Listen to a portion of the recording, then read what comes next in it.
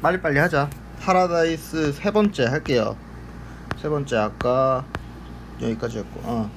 자, 이제 파라다이스 시티 뭐 리스크에 대해서 좀 얘기를 해볼까 합니다. 리스크에 대해서 좀 얘기를 할게요. 리스크라고 해야 될지 이거를 뭐 호재라고 해야 될지 좀 애매한 포인트들이거든요. 좀 들으면서 판단을 하시면서 들으시면 좋을 것 같고. 여기가 파라다이스 시티인데 여기에 인스파이어 리조트가 2021년에서 2022년 사이에 개장을 합니다. 이쪽에 요거 좀 맵이 작아가지고 다시 그리면 영종도가 있고 공항이 있고 파라다이스 시티 여기 있고 인스파이어가 여기 있으면 여기 또 시저스 미단 시티에 시저스가 개장을 해요. 그래서 세 개가 카지노 IR이 개장을 하는데 이게 첫 번째로 리스크가 될 수 있겠죠. 매출 감소 요인으로 될 수도 있겠죠. 혹은 근데 또 매출 증가 요인이 될 수도 있어요. 이게 왜 그러느냐? 매출 감소 요인. 예를 들어서 이런 거죠. 새로 생겼는데 손님들이 카지노 간다고 와가지고 파라다이스 시티 안 가고 일로 가요. 일로 가면은 파라다이스 시티 매출은 감소하겠죠. 그렇죠. 미래의 얘기를 하는 거예요. 2021년 2022년 이때. 그리고 근데 만약에 우리가 마카오를 가도요 한 카지노만 가는 거 아니잖아. 마카오를 가도 한 카지노만 가는 거 아니란 말이에요. 처음에 카지노가 하나 있다고 가기는 좀 그래요. 마카오에 우리가 카지노가 하나 있다고 가는 거 아니잖아요. 마카오에 가면은 뭐 윈에도 가고 갤럭시에도 가고 뭐 여러 가지 갈 곳이 많기 때문에 가는 거니까요. 우리가 이렇게 여러 가지 카지노가 생기면 이 집적 효과에 대해서 생각을 해봐야 된다라는 거죠. 세 개가 생기면은 아무래도 이 집적 효과가 생길 수가 있고 온 사람들이 여러 카지노를 돌아다니면서 이제 놀 수가 있는 거기 때문에 파라다이스 손님이 시저스 손님이 인스파이어 손님이 될 수도 있는 거고 인스파이어 손님이 파라다이스 손님이 될 수도 있는 거고 왔다 갔다 할 거라는 거죠. 그렇게 치면 이제 매출 증가 요인이 될 수도 있겠다라는 이 양면적인 포인트를 보시면 될 것 같고, 참고로 파라다이스 시티에서 여기까지는 차로 한 15분 정도 걸리는 거리입니다. 충분히 왔다 갔다 할 수 있는 거리겠죠? 예. 그리고 또 하나가 이제 일본 카지노 IR인데요. 일본에도 이제 복합 리조트를 만든다고 해요. 일본에. 그쵸? 근데 일본은 얘네들은 이 복합 리조트 IR이 클러스터, 영종도처럼 클러스터를 이루는 건 아니고 오사카랑 뭐 다른 뭐 두 군데 어딘지는 저도 정확하게는 모르겠어요. 뭐 다른 두 군데 해가지고 만든다고 합니다. 근데 요게 지금 저도 이게 걱정을 해야 될 포인트라고 생각해요. 왜냐면 일본에 카지노가 생기면 중국인들하고 한국인들하고 꽤 방문할 거예요. 왜냐면은 보통 이제 나라 자체가 각이 꺼려지지 않아야 되는데 보통 중국 사람들이 중국이 요렇게 있고 한국이 있고 일본이 있고 여기 뭐 마카오 있고요, 뭐 필리핀 있고 베트남 있고 하면 중국 사람들이 지금은 뭐 갈 수 있는 곳이 여기가 쭉 잘 사는 사람들이 이쪽에 있죠. 마카오도 갈 수 있고, 그렇죠. 필리핀도 갈 수 있고, 뭐 베트남도 갈 수 있고, 싱가포르도 갈 수 있죠. 그런데 지금 우리나라는 가깝잖아요. 가까운데 사실상 뭐 아직까지 뭐 많이 오는 추세는 아니에요. 왜냐면 카지노 클러스터가 아니기 때문에. 이 클러스터들이 모이게 되면 저는 그때부터 뭔가 효과가 나타날 수 있을 것이다 라고 생각을 하거든요. 근데 이제 일본에 카지노가 생긴단 말이죠. 그러면은 얘네들이 여기를 갈 걱정해야 된다는 거죠. 근데 동시에 우리나라 사람들이 여기 갈 걱정도 해야 돼요. 우리나라 돈이 원화가 이쪽으로 빠져나갈 거 아니에요. 그러면은 요거는 우리나라가 걱정을 해야 된다는 거죠. 일본 카지노 IR 개장 시점이 2025년인데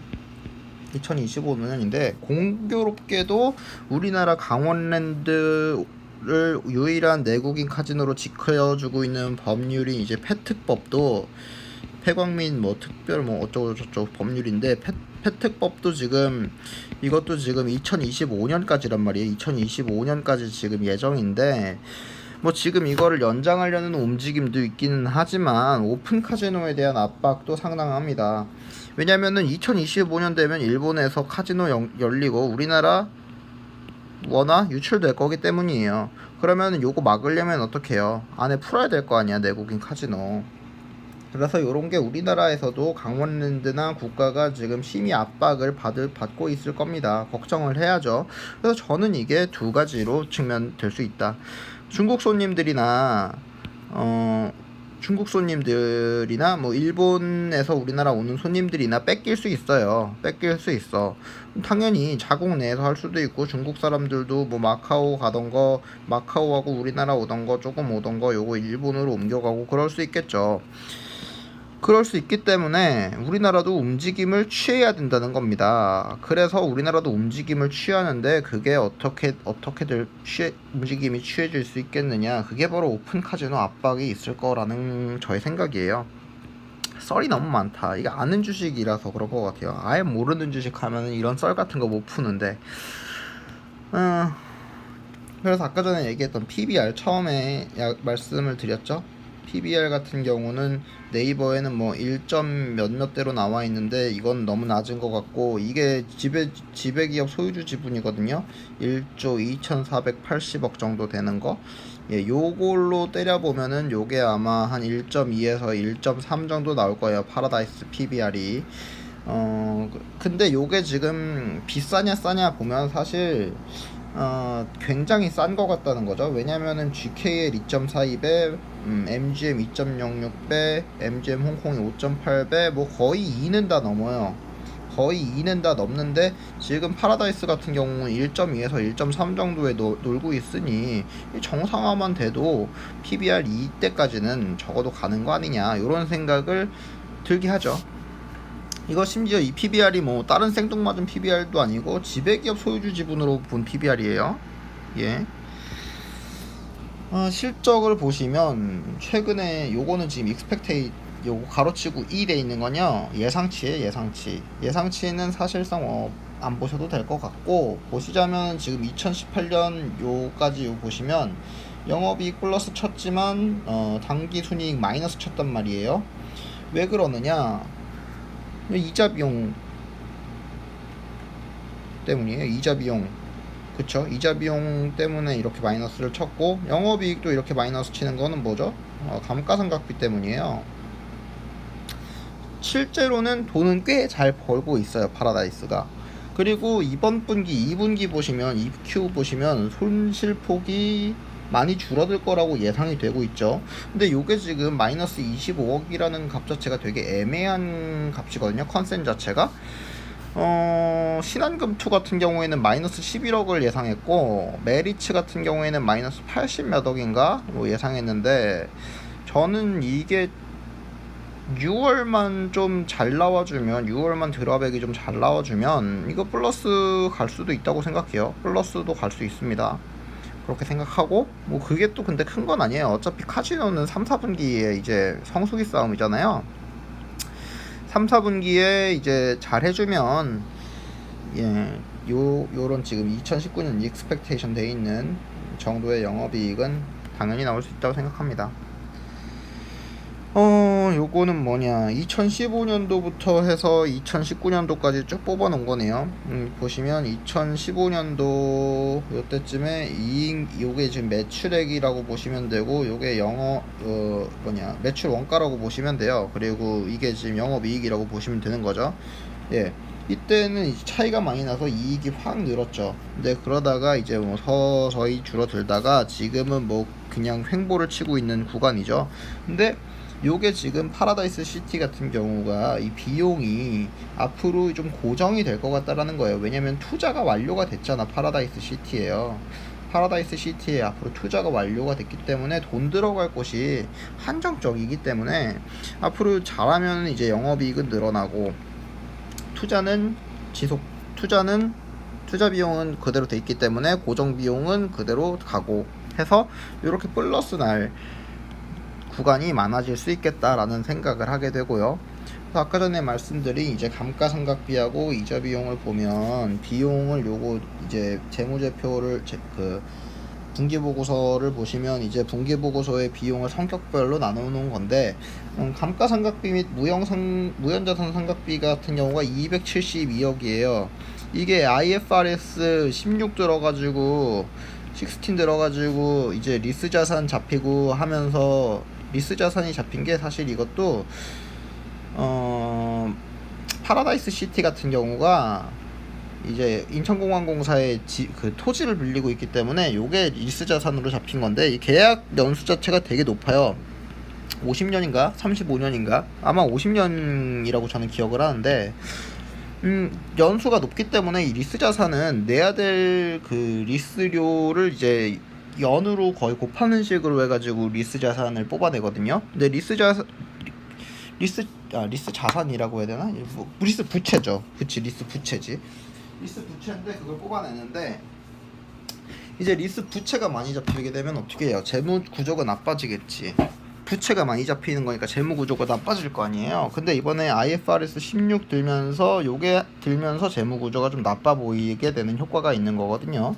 제가 봤을 땐. 근데 그러면서도 또 이제 감가비도 좀 올라갔어요. 감가비나 뭐 다른 영향도 있어서 영업이익도 좀 약간 한 10억 정도 높아지고 약간 그런 효과가 있었는데 어쨌든 보면 감가상각비하고 무형자산 상각비가 분기당 272억 분기당 272억 나오고 있고 이자 비용 같은 경우가 123억 123억 나오고 있어요. 분기당. 그러면 이게 끝이지. 그래서 설명을 드리면 앞단에서 보시면 지금 감가상각비 및 뭐 무형자산 상각비는 이거는 실제적으로 캐시플로우가 나오는 금액이 아니기 때문에 요게 사실상은 기업에서 벌었다고 표시가 안 되는 금액이라고 볼 수가 있어요.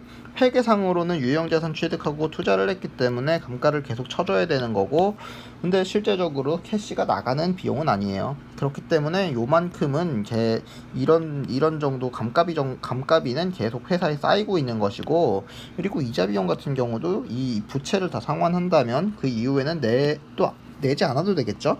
그러면은 이렇게 해가지고 돈이 쌓이면 이 돈을 쌓인 걸로 이자 그 부채를 갚으면 이 이자 비용도 앞으로는 내지 않아도 될 돈이고 이 이자 비용 같은 경우는 이제 당기 순이익을 계산할 때 이자 비용에서 여러 가지 비용을 차감하면서 쓰이게 돼 영업에 이제 비용을 차감하면서 이렇게 음의 숫자가 나오게 되는데 이런 것도 이자 비용이 가면 갈수록 줄어들므로써 올라갈 여지가 있다는 거죠. 영업이익도 사실상 이만큼보다 훨씬 더 벌고 있는 회사고 당기순이익도 앞으로 좋아질 여지가 있는 회사다. 이렇게 보시면 될 것 같아요.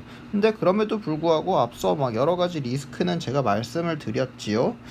리스크는 말씀을 드린 것들이 있고 그런 것들을 잘 생각을 하셔가지고 파라다이스는 보시면 될 것 같아요. 요약을 하자면 이게 파라다이스가 실적 자체는 뭐 어느 정도 잘하고 있다. 실적 자체는 어느 정도 잘하고 있어요. 파라다이스 시티가 전체적인 카지노 우리나라 업계에서 보면은 잘하고 있음에도 불구하고 근데 주가는 빠지고 있단 말이죠. 근데 이것이 파라다이스로 어떻게는 할 수 없는 대외적 요건 때문에 그러고 있는 것인데 이 대외적 요건이 사실상 대형주잖아요. 대형주에서는 상당히 많이 양영향으로 영향을 끼칠 수가 있다는 거죠. 그렇기 때문에 이런 부분도 잘 보셔야 되고 그리고 그 외에 이제 이슈 뭐 일본 카지노 IR이랑 그리고 우리나라 영종도에 추가 개장하는 영종도 IR들 이런 것들이 조금 리스크가 되고 있고 중국 같은 경우의 상황도 리스크가 되고 있고 그래서 여러 가지 리스크도 많지만 파라다이스 자체로는 성장을 하고 있다. 이렇게 보시면 될 것 같아요. 이렇게 보시고 투자를 하시면 될 것 같습니다. 네, 그러면 여기까지 파라다이스를 마치고 또 다음엔 또 다른 종목으로 찾아뵐게요.